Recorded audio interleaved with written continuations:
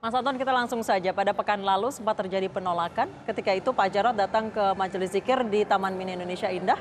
Seperti apa itu yang terjadi? Ya, itu juga menurut saya menunjukkan tidak beretikanya kawan-kawan yang ada di sana. Ini cerita sederhana saja ya. Kalau kita dulu belajar hadis itu ada hadis katakan mangkana yu'minu billahi wal yaumil akhir fal yukrim dhaifahu ya. Jadi barang siapa ya, tandanya orang beriman ya kepada Allah dan hari akhir adalah tamunya harus dihormati. Ya. Pak Ahok, Pak Jarod punya undangan, diundang secara baik-baik, dan bagi muslim yang baik juga menghadiri undangan itu wajib. Ya, iza da'aka fa'ajib. Bagaimana ya. menyikapi Apabila penolakan tersebut? diundang harus datang gitu. Tapi ketika datang dibilang babi, dibilang apa.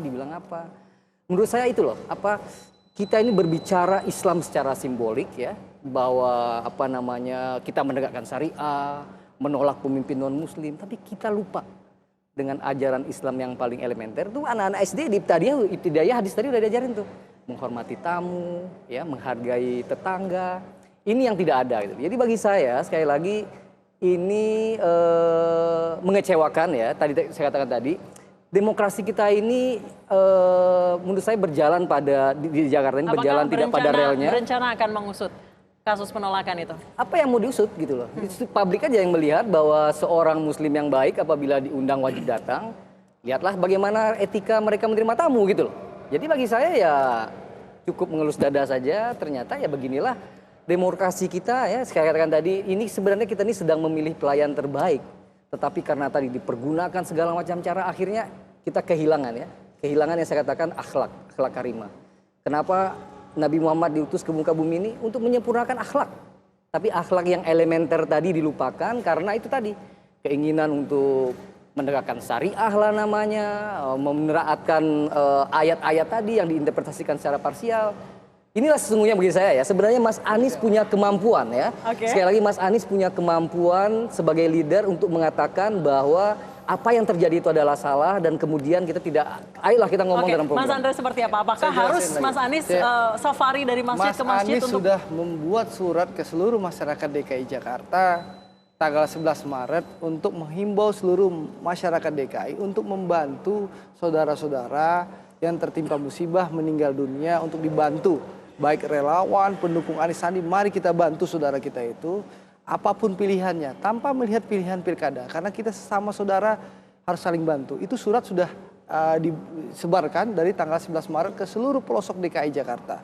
Itu menjawab Mas Raja Juli. Lalu yang kedua, dari tadi yang bicara, kalau kami sih sebenarnya tertarik soal program kerja. Tapi karena Mas Raja Juli bicara SARA terus, bicara agama, saya hanya menjelaskan. Ya itulah penyebab kenapa Pak Ahok itu dulu popularitasnya 92%, tingkat kepuasannya 72%, tapi elektabilitasnya mendramatisir masalah SARA seperti itu yang dilakukan. Bukan hanya mendramatisir, tadi beliau seorang itu Rasulullah diutus untuk memperbaiki akhlak. Ya, akhlak Pak Ahok lah yang menyebabkan elektabilitasnya turun. Saya hanya mengutip kata-kata beliau, itu satu ya. Yang kedua, kami ingin menegaskan, bukan hanya karena beliau cerita SARA, saya ingin menyampaikan bahwa kampanye hitam terhadap cerita SARA loh ya. Ini kan tadi ditanya tentang apa yang terjadi di sana. Kampanye hitam terhadap Mas Anies dan Bang Sandi ini sangat luar biasa. Sekarang itu mulai laporan ke KPK ya, meskipun sudah dijawab secara gamblang oleh Pak Gunawan Muhammad ya. Lalu Bang Sandi gitu, tiba-tiba tahun 2013 kok luar biasa prestasi Polsek Tanah Abang ya, mencari kasus 2013 ketemu. Mas Sandi dipanggil ke kantor polisi, yang luar biasa, saya acungin prestasi luar biasa. Lalu soal bagaimana di kampung-kampung diisukan soal Mas Anies akan menghilangkan KJP. Padahal KJP yang Mas Anies tawarkan lebih luar biasa daripada KJP-nya Pak Ahok. Bayangkan saja azas manfaatnya lebih bermanfaat bagi masyarakat. Lalu penerimanya kalau dulu KJP-nya Pak Ahok hanya untuk anak usia, anak sekolah yang tidak mampu. Kalau bagi Mas Anies adalah anak berusia sekolah, baik yang sekolah maupun tidak sekolah. Semua kebagian KJP. Oke, kita ke Mas Gun-Gun. Mas Gun-Gun tadi mengatakan bahwa isu rasial, isu agama, SARA, sebagainya sudah tidak laku. Sudah tidak makan deh sama masyarakat. Kemudian apakah isu-isu seperti mengungkit lagi kasus yang terjadi pada dahulu kala, kita tidak tahu kebenarannya atau tidak, kemudian mengungkit-ungkit kasus-kasus, misalnya ada kasus korupsi atau penyelewengan dana dan lain sebagainya? Saya mungkin pernah membahas bahwa ada 4 faktor yang kemudian sekarang menjadi arena pertarungan dan itu sangat mungkin salah satunya yang barusan ditanya Anissa. Pertama adalah soal program. Ini yang dimensinya sekarang sebenarnya harusnya jadi sorotan kedua paslon. Kenapa? Karena rakyat Jakarta ini berekspektasi sangat tinggi pada sosok-sosok yang bertarung di putaran kedua. Yang kedua isu. Isu yang paling berdaya ledak tinggi adalah isu hukum, ya kan? Karena damage control dari masing-masing paslon juga harus bagus, memaintenance isu publik terutama. Seperti tadi misalnya disebut tiba-tiba ada kasus 2013 gitu, tiba-tiba ada kasus Jerman gitu ya, tiba-tiba ada kasus ini misalnya isu terkait dengan penolakan jenazah. Hal ini kan sebenarnya isu. Kemudian ini harus disikapi tentu secara bijak dan konkret. Kalau hukum kan konkret pasti karena koridornya jelas. Bijak tentu statement publik menyangkut hal-hal yang sebenarnya masuk di ranah misalnya black campaign dan itu bisa merusak tatanan demokrasi. Jika terkait kasus hukum kemudian yang ketiga saya selesaikan dulu polisi. ya. Yang ketiga itu adalah personality. Personality ini pasti masing-masing paslon akan ada attacking campaign ke mereka. Dan yang terakhir, ini yang kemudian mesin atau infrastruktur pemenangan. Seperti partai, koalisi baru, kemudian juga relawan dan tim ses. Ini ada potensi-potensi kan juga penetrasi untuk memecah. Dan ini kalau misalnya timnya pecah juga repot, ya kan? Sehingga kemudian proses mengikat simpul-simpul suara itu juga akan juga ikut menjadi bagian dari konflik internal yang merusak. Oke, kita ke Mas Anton. Mas Anton, apakah bagaimana sekarang cara strategi dari tim ses Ahok Jarot ini untuk menangkis berbagai negatif campaign atau black campaign yang ada? Ya, kita dari awal mengatakan bahwa kita ingin melakukan pendidikan politik ya. Tapi sayang, misalkan saya contoh lihat ini, kebetulan saya bawa ya. Ini Mas Sandi bilang Pak Ahok kampanye senyap mungkin ke toko bisnis. Ini kan. Ini adalah salah satu cara ya. Ini bukan satu hal yang faktual, tapi dimainkan secara publik. Beliau mengaku orang yang sopan, dia mengaku orang yang santun, tetapi pernyataan-pernyataannya justru melawan fakta gitu ya, penuh dengan insinuasi, ya, memfitnah gitu. Dan ini terjadi dulu ketika di KPU dia katakan, oh mungkin ketemu investor ya.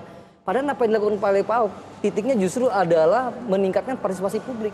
Dana yang kami dapatkan itu adalah benar-benar dari publik nih, saya beli nih gitu loh. Tapi dikatakan bahwa oh ini ke investor, ini kemana, untuk mengganggu image publik ya, benar tidak faktual gitu loh. Nah, ini menurut saya semacam inilah, ini publik akan menilai ya apa yang dikatakan ya dengan apa yang dilakukan. Gitu. Nah, mengatakan bahwa yang manis-manis bersandiwara, tapi fenomenanya menyerang gitu ya. Dan bukan negatif campaign, ini black campaign. Ini fenomenanya dia tahu dari mana Pak Ahok ketemu investor ya. Tapi tadi image-nya semua dibangun bahwa Pak Ahok ini adalah gubernur orang kaya, gubernur para pengembang ya. Padahal misalkan dalam konteks reklamasi dikatakan Pak Ahok main dengan pengembang segala macam. Yang ditangkap bukannya Pak Ahok, bukannya orang-orang Pak Ahok.